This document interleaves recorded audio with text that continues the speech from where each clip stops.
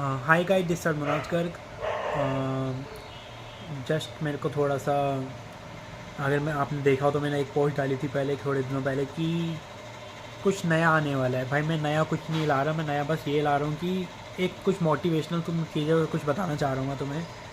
जैसे कि कुछ लोग जैसे हॉस्पिटैलिटी से बिलोंग करते हैं, मैं हॉस्पिटैलिटी इंडस्ट्री से बिलोंग करता हूँ। मेरा नाम मोनाक्ष है, मैं सेल्स कोऑर्डिनेटर हूँ क्राउन प्लाजा रोहिणी में। अगर आपने सुना हो, क्राउन प्लाजा एक आईएनजी ब्रांड है। और अगर आप हॉस्पिटैलिटी का कोई भी इंडस्ट्री में जॉब वॉब करना चाह रहे हैं, अगर हॉस्पिटैलिटी की इंडस्ट्री में, होटल में, रेस्टोरेंट में, तो भाई अगर आप करना चाह रहे हैं तो मैं आपको बताऊं, सैलरी एक्सपेक्टेशन इंडिया में उसकी थोड़ी कम है।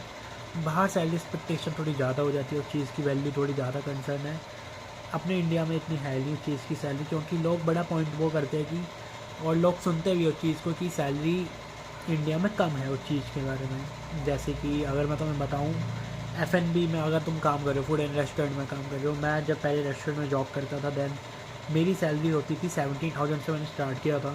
एंड देन अगर आप बाहर ट्राई मारते हैं दुबई साइड या फिर कुवैत साइड, तो वहाँ पे उस चीज़ की सैलरी 17,000 से वही चीज़ 40,000 के अराउंड है। और आई थिंक इतनी सफिशेंट भी है। बट मैं एक चीज़ कहूँगा तुम्हें, ऐसा कुछ नहीं है कुवैत वगैरह दुबई में भी ना, पर खर्चे ज़्यादा है हमारे भाई। लोग ये नहीं देखते, लोग ये देखते हैं कि सैलरी में 40,000 मिल गई, फिर बहुत बढ़िया है, साथ में इंसेंटिव आ जाएगा, बोनस वोनस दे देंगे कुछ ये लोग। भाई बोनस कुछ नहीं होता, नाम का बोनस होता है। बस जो गेस्ट ने आपको टिप दे दी वही होता है, या फिर वो भी नहीं होता।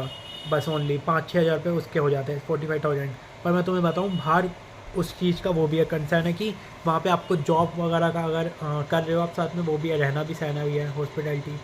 अगर वो लोग आपको वो नहीं दे रहे रेंट वेंट का, मतलब कि उस चीज़ का एकोमोडेशन नहीं प्रोवाइड हो रहा है उस चीज़ का आपको, तो फिर क्या फ़ायदा वहाँ पे जाने का भाई।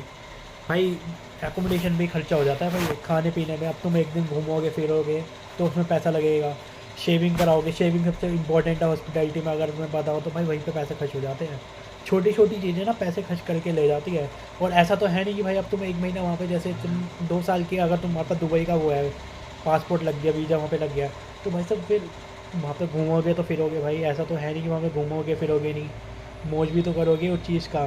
तो भाई हॉस्पिटैलिटी से अगर आप बिलोंग कर रहे हैं और उस चीज़ को आप आगे करना चाह रहे हैं, तो थोड़ा ऐसे निकलिए इंडिया से, वैसे करके जाइए, एक्सपीरियंस लेके जाइए कम से कम 5 4 5 साल का, क्योंकि वहाँ पे जाके इतना पैसा कमा सकूँ कि मैं, कि बच सके, मेरे हाथ में कुछ आ सके, तभी फ़ायदा उस चीज़ को करने का।